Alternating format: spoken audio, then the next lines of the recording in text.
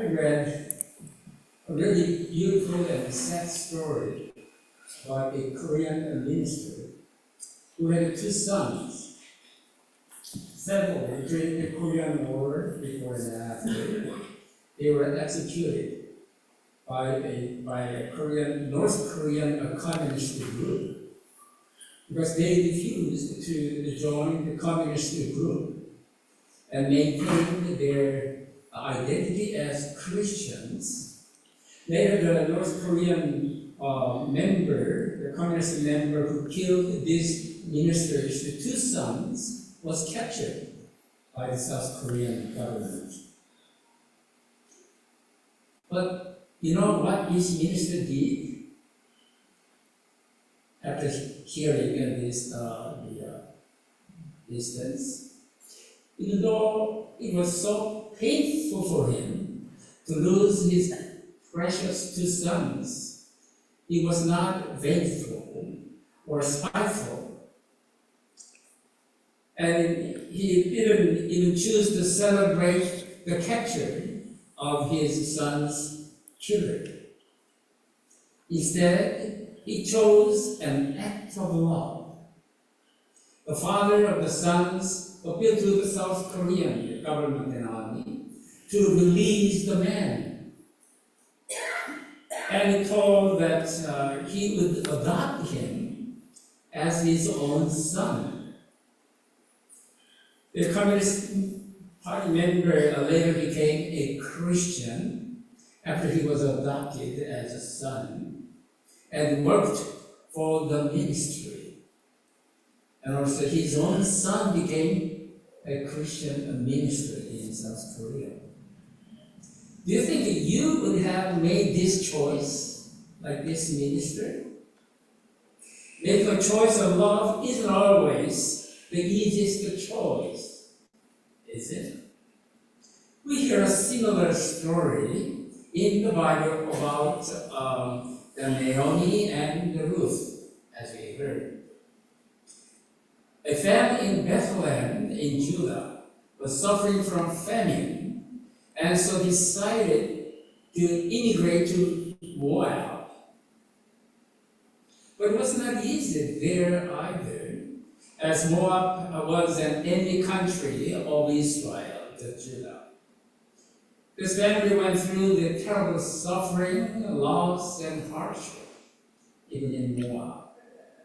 While living in Moab, husband and two sons who were married to Moab women passed away. All three women became widows. What a tragic and difficult situation for this family. Naomi, the widow, decided finally to return to Israel, her own country. Surprisingly, Ruth, one of the daughters-in-law, was determined to follow Naomi, her mother-in-law, and to be with her. It was highly unusual.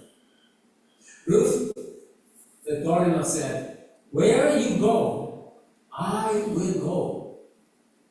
She was willing to give up her past life so that her mother-in-law and she may live a new life.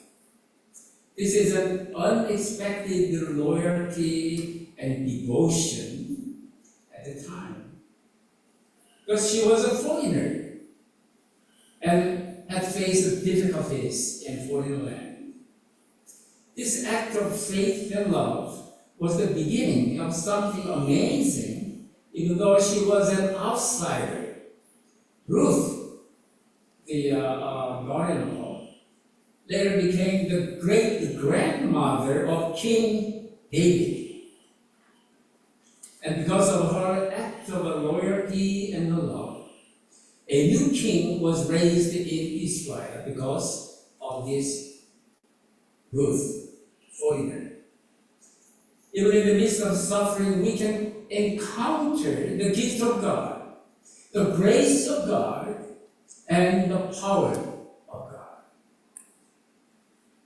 You may remember Romeo Dallaire, who wrote in his book shake hands with the devil. He was a lieutenant general in the Canadian Army and later became the senator. He wrote, "This new century must become the century of humanity, when we as human beings rise above race, creed, color, religion, and national interest, and put the good of humanity above the good of our own tribe." Christ does not rule by power, restrictions, and punishment. Remember when a scribe asked Jesus, "Which is the first commandment?" Jesus told us to love God and our neighbor as the first priority. The greatest among faith, hope, and love is love. And whoever does not love does not know God, because God is love. If you have a choice, let's choose the love. Let's choose love even if it is a difficult choice, like the Korean minister who chose to love and care for the man who took the life of his two sons. Let's choose love, like Ruth, who stayed with her mother-in-law, even though it meant she would live a difficult life as a foreigner in foreign country. Let's choose the good humanity over the good of our own tribe or of our own group, community. Love your God with all your heart, soul, mind, and strength. Love your neighbor as yourself. The God's love in action. 두 아들을 가진 어느 한국 목사님에 관한 아름답지만 동시에 가슴 아픈 이야기를 저는 읽은 일이 있습니다. 아마 여러분도 많이 알고 있어야 합니다. 한국 전쟁 중에 이 목사님은 아들이 둘이 있었고 다른 자녀들이 있었지만은 그 아들이 자기들은 크리스찬이고 또 공산당 조직에 가담할 수 없다고 거부를 했어요. 그랬더니 이 여수 순천 사건 때 반란군들이 이 아들 둘을 잡아가지고 총살해서 죽여버렸죠. 얼마 후에 이 목사님의 두 아들을 죽인 공산당원이 남한 군인에 의해서 체포되었어요. 자기의 두 아들을 죽인 공산당원에 대해서 이 목사님은 무엇을 했는지 우리 잘 기억하시죠? 여러분, 소중한 두 아들을 잃은 아픔을 참을 수 없었지만 아기를 품거나 복수하려고 하지 않았어요. 그 공산당원이 잡혔다고 기뻐하지도 않았어요. 그는 오히려 사랑의 행동을 하기로 결정했어요. 두 아들을 잃은 아버지는 남한의 정부 군대를 찾아가서 그 공산당원을 풀어달라고 호소했어요. 그럴 뿐만 아니라 내가 이 사람을 내 아들로 양자로 삼겠노라고 그렇게 호소했어요. 마침내 이 공산당원이 이 목사님의 양아들이 되었어요. 그리고 나중에 크리스천이 되었어요. 그리고는 신학 공부도 하고 목회를 하는 일에 종사했고 이 공산당원의 양아들이 된 공산당원의 아들은 목사가 되었어요. 그래서 남한에서 목사로 종사했어요. 잡힌 그 당원의 이름은 안재선이라고 해요. 그 안재선의 아들 목사가 된 사람의 이름은 안경선 목사입니다. 우리가 이런 상황에 부딪히면 우리도 이 목사님처럼 이런 선택을 할 수 있을까요? 사랑을 선택한다는 일이 항상 쉬운 일이 아니죠. 이와 비슷한 이야기가 오늘 성서에 나오잖아요. 유다 나라의 베들람이라는 곳에 엘리멜렉이라고 하는 사람이 있었는데 자기 아내와 두 아들 또 두 의 자녀들을 데리고 살았어요. 아내 이름은 나오미고, 그리고 이 두 아들을 데리고 옆에 원수의 나라인데 사실은 모압이라는 나라에 가서 거쳐 살게 됐습니다. 왜냐하면 그 유대 나라가 아주 기근이 들어서 뭐 먹을 게 없고 살 수가 없어요. 그래서 이 남편 자녀들을 데리고 아내와 자녀들을 데리고 또 모압이라는 원수의 나라에서 살게 됐어요. 사실은 이민 간 거예요. 요새 말하면 남의 나라 가서 산다는 게 쉽지 않잖아요. 우리 모두가 다 경험해 보고 있지만, 그런데 얼마 되지 않아서 이 남편은 엘리멜렉이 세상을 떠나버렸어요. 그 뒤에 두 아들은 그 모압, 자기네들 살고 있는 모압에 있는 여자들을 아내로 맞아서 결혼 생활을 했어요. 그 한 여인의 이름은 오르바였고 또 다른 여인은 루시라고 하는 이름을 가진 여자였어요. 한 10년쯤 결혼 생활을 했어요. 그런데 이상하게 10년 후에 또 두 아들이 또 세상을 떠나게 되었어요. 그러다 보니까 이 집에는 남편들이 없는 그 과부 세 분이 함께 사는 그런 어려운 상황이 됐어요. 그 당시에 남편 없이 남자 없이 산다는 게 상당히 어려웠지 않아요? 근데 과부가 된 시어머니 나오미는 자기가 두고 고국에 풍년이 들었다는 소식을 들었어요. 그래서 여기 아무 식구도 친척도 없으니까 나는 다시 고국으로 돌아가야겠다. 그런 생각을 하고 두 며느리들에게 자, 나는 이제 고국으로 돌아가야겠다. 그러니까 너희들은 여기 남아있어서 다시 새로 가정을 꾸리는 그런 생활을 하면 좋겠다. 그렇게 얘기를 했어요. 그랬더니 그 두 며느리 중에 하나는 루시라고 하는 사람은 어머니 아닙니다. 저는 어디까지든지 어머니를 따라가겠습니다. 유대라고 하는 나라가 가본 일이 없지만 생소한 나라지만 외국이지만 저는 시어머니 모시고 제가 살겠습니다. 그리고 아주 주장을 해요. 제가 어머니 따라가는 거야. 루시 이렇게 말합니다. 어머님 가시는 곳으로 저도 가겠으며 어머님의 결례가 제 결례이고 어머님의 하나님이 제 하나님이십니다. 죽음밖에는 아무도 저를 어머님에게서 떼어내지 못합니다. 엄청난 선언을 이루어내기로 하죠. 자기의 과거는 다 잊어버리고 이제 시어머니와 함께 새 땅에서 낯선 나라에서 새롭게 살겠다고 하는 각오와 결심, 얼마나 놀라워요. 모르겠어요. 요새도 이런 경우가 있으면서 이 룻의 충성심과 헌신의 모습을 우리가 보잖아요. 외국 사람 신분을 가진 룻은 히브리 사람인 이 시어머니와의 관계를 유지하기 위해서는 자기가 누구라고 하는 자기를 규정하는 온갖 내적인 요소, 사회적이고 민족적이고 인종적이고 종교적인 모든 제한들에 매이는 것을 이 며느리는 거부했어요. 여러분은 유대왕 중에서 유명하고 잘 알려진 왕이라 하면 누구를 먼저 뽑아요? 아마 다윗 왕을 뽑아요.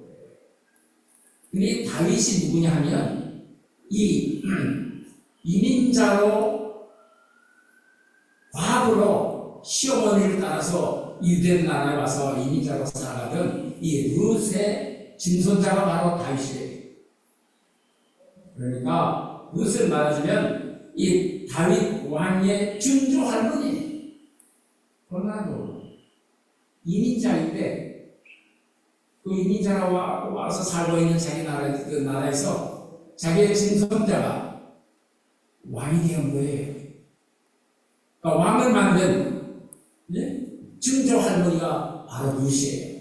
그러니까 룻이 얼마나 놀라운 분이에요. 얼마나 성실하고 얼마나 충성하고 얼마나 헌신과 사랑을 다했어요. 우리가 믿는 하나님은 우리 모두를 포함하세요. 온 세상 사람들을 다 반기는 그런 하나님이시래요.